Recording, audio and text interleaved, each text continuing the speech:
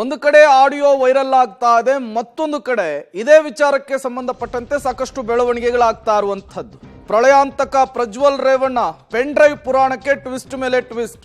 ವಿದೇಶದಲ್ಲಿ ತಲೆಮರೆಸಿಕೊಂಡಿದ್ದಾನೆ ಪ್ರಳಯಾಂತಕ ಪ್ರಜ್ವಲ್ ಬಂಧನಕ್ಕೆ ಸ್ಪೆಷಲ್ ಇನ್ವೆಸ್ಟಿಗೇಷನ್ ಟೀಮ್ ಭರದ ಸಿದ್ಧತೆಯನ್ನು ಮಾಡಿಕೊಳ್ತಾ ಇದೆ.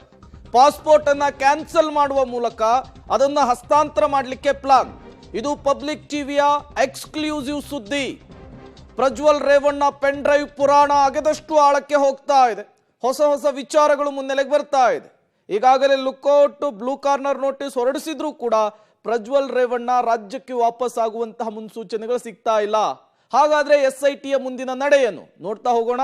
ಪ್ರಜ್ವಲ್ ಪಾಸ್ಪೋರ್ಟ್ ಕ್ಯಾನ್ಸಲ್ಗೆ ಕೇಂದ್ರಕ್ಕೆ ಪತ್ರವನ್ನ ಬರೆಯುವಂತಹದ್ದು. ಡಿಪ್ಲೊಮ್ಯಾಟಿಕ್ ರಾಜತಾಂತ್ರಿಕ ಪಾಸ್ಪೋರ್ಟ್ ಅನ್ನ ಪ್ರಜ್ವಲ್ ರೇವಣ್ಣ ಅವರು ಹೊಂದಿದ್ದಾರೆ. ಅದನ್ನ ಕ್ಯಾನ್ಸಲ್ ಮಾಡಬೇಕು. ಅದು ಇಂಟರ್ಪೋಲ್ ಇಂದ ಮಾತ್ರ ಸಾಧ್ಯ.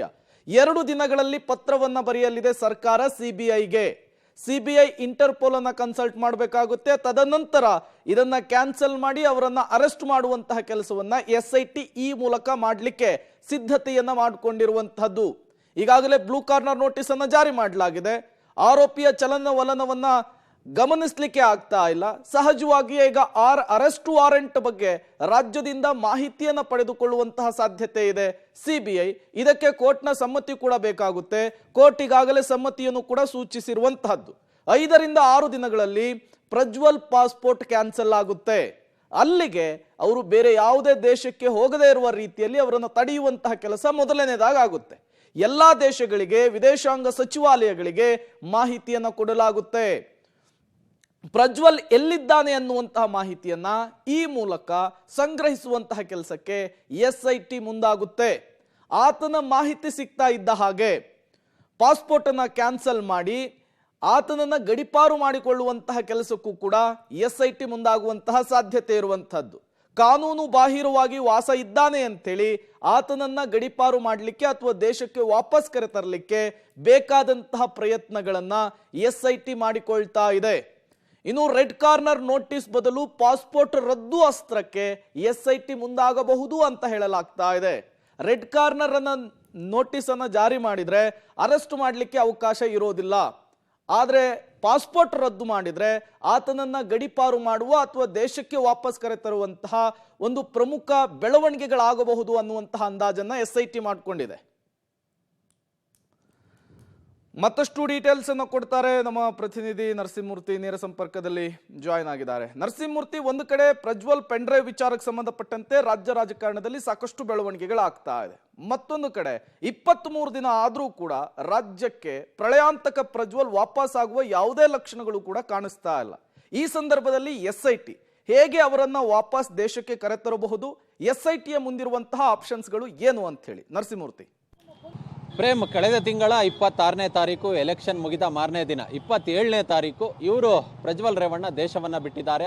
ಬೆಂಗಳೂರಿನಿಂದ ಜರ್ಮನಿಯ ಫ್ರಾಂಕ್ಫರ್ಟ್ಗೆ ಹೋಗಿದ್ದಾರೆ. ಇವತ್ತಿಗೆ 23ನೇ ದಿನ. ತಮ್ಮ ರಾಜತಾಂತ್ರಿಕ ಪಾಸ್ಪೋರ್ಟ್ ಅನ್ನು ಬಳಸಿಕೊಂಡು ಬೇರೆ ಬೇರೆ ದೇಶಗಳಲ್ಲಿ ಓಡಾಟವನ್ನು ನಡೆಸ್ತಿದ್ದಾರೆ, ವಾಸ್ತವ್ಯವನ್ನು ಮಾಡಿದ್ದಾರೆ ಅನ್ನೋದು SIT ಮೂಲಗಳಿಗೆ ಬಂದಿರತಕ್ಕಂತಹ ಮಾಹಿತಿ. ಹೇಗಾದರೂ ಮಾಡಿ ಇವ್ರನ್ನ ಕರೆಸಬೇಕು, ಹೇಗಾದರೂ ಮಾಡಿ ಅರೆಸ್ಟ್ ಮಾಡಬೇಕು ಅನ್ನೋ ಚಿಂತನೆಯಲ್ಲಿರೋ SITಗೆ ಒಂದಷ್ಟು ಕಾನೂನು ತೊಡಕುಗಳಿದ್ದಾವೆ. ಅದೇನಂತ ಹೇಳಿದ್ರೆ, ಇವರು ವಿದೇಶಕ್ಕೆಲ್ಲ ಹೋಗಿ ನಮ್ಮ ರಾಜ್ಯದ ತನಿಖಾ ಸಂಸ್ಥೆಗಳು ಅಲ್ಲಿ ಹೋಗಿ ತನಿಖೆಯನ್ನು ನಡೆಸೋದಕ್ಕಾಗೋದಿಲ್ಲ, ಅರೆಸ್ಟನ್ನು ಮಾಡೋದಕ್ಕೆ ಬರೋದಿಲ್ಲ. ಹೀಗಾಗಿಯೇ CBIಯನ್ನು ಅಪ್ರೋಚ್ ಮಾಡಿ ಇಂಟರ್ಪೋಲ್ ಮುಖಾಂತರ ಅವ್ರನ್ನ ಬೇರೆ ದೇಶಗಳಲ್ಲಿ ಎಲ್ಲಿದ್ದಾರೆ ಅಂತ ಕಡೆ ರೆಡ್ ಕಾರ್ನರ್ ನೋಟಿಸನ್ನು ಹೊರಡಿಸಿ ಅರೆಸ್ಟ್ ಮಾಡುವ ಒಂದು ಉತ್ಸಾಹದಲ್ಲಿ SIT ಇದ್ದಂತೆ ಕಾಣಿಸ್ತಿದೆ. ಇದಕ್ಕಾಗಿಯೇ ಈಗಾಗಲೇ ಒಂದು ಪ್ರಕರಣದಲ್ಲಿ, ಹೊಳೆನರಸೀಪುರ ಪ್ರಕರಣದಲ್ಲಿ ವಾರೆಂಟನ್ನು ಪಡೆದುಕೊಂಡಿದ್ದಾರೆ ಅನ್ನೋ ಮಾಹಿತಿಗಳು ಲಭ್ಯವಾಗ್ತಿದೆ. ಮತ್ತೆ ಉಳಿದ ಅತ್ಯಾಚಾರ ಪ್ರಕರಣಗಳಲ್ಲಿ ಈಗ ಇವರ ಮೇಲೆ ಅಪ್ಸ್ಟ್ಯಾಂಡಿಂಗ್ ಚಾರ್ಜ್ ಶೀಟ್ ಅನ್ನು ಸಲ್ಲಿಕೆ ಮಾಡಿ ಕೋರ್ಟ್ನಿಂದ ವಾರೆಂಟನ್ನು ಪಡೆದುಕೊಂಡು ಆ ಬಳಿಕ NBW ಇಶ್ಯೂ ಆದ ನಂತರ CBIಗೆ ಈ ವಿಚಾರವನ್ನು ಮನವಿ ಮಾಡಿಕೊಟ್ಟು ಇಂಟರ್ಪೋಲ್ ಮುಖಾಂತರ ರೆಡ್ ಕಾರ್ನರ್ ನೋಟಿಸನ್ನು ಹೊರಡಿಸಿ ಯಾವ ದೇಶದಲ್ಲಿ ಪ್ರಜ್ವಲ್ ರೇವಣ್ಣ ಇದ್ದಾರೋ ಅಂತ ಕಡೆ ಅರೆಸ್ಟ್ ಮಾಡುವ ಚಿಂತನೆಯಲ್ಲಿ SIT ಇದ್ದಂತೆ ಕಾಣಿಸ್ತಿದೆ. ಅದರ ಜೊತೆಗೆ ಮತ್ತೊಂದಷ್ಟು ಕೆಲಸಗಳನ್ನು ಮಾಡ್ತಿದೆ. ಪ್ರಜ್ವಲ್ ರೇವಣ್ಣ ಅವರಿಗೆ ಸೇರಿದ್ದು ಎನ್ನಲಾದಂತಹ ಸುಮಾರು 7ಕ್ಕೂ ಹೆಚ್ಚು ಬ್ಯಾಂಕ್ ಅಕೌಂಟ್ಗಳನ್ನು ಇದೀಗ ಫ್ರೀಸ್ ಮಾಡಿದೆ ಅನ್ನೋ ಮಾಹಿತಿಗಳು ಕೂಡ ಲಭ್ಯವಾಗ್ತಿದೆ. ಅಂದರೆ ಅವರ ಫೈನಾನ್ಸಿನ ಹರಿವೇನಿದೆ ಅದು ಸಿಗಬಾರ್ದು ಅನ್ನೋ ಚಿಂತನೆಯಲ್ಲಿ SIT ಇದ್ದಂತೆ ಕಾಣಿಸ್ತಿದೆ. ಹೀಗಾಗಿ ಯಾವೆಲ್ಲ ಕ್ರಮಗಳನ್ನು ಕೈಗೊಂಡು ಅವ್ರನ್ನ ಅರೆಸ್ಟ್ ಮಾಡೋದಕ್ಕೆ ಪ್ಲಾನನ್ನು ಮಾಡ್ತಿದೆಯೋ ಆ ಕೆಲಸಗಳನ್ನು SIT ಒಂದು ರೀತಿ ಕ್ಷಿಪ್ರಗತಿಯಲ್ಲಿ ಮಾಡ್ತಿದೆ. Prem. Okay, thank you Narasimhamurthy ತಮ್ಮೆಲ್ಲ ಮಾಹಿತಿಗಾಗಿ.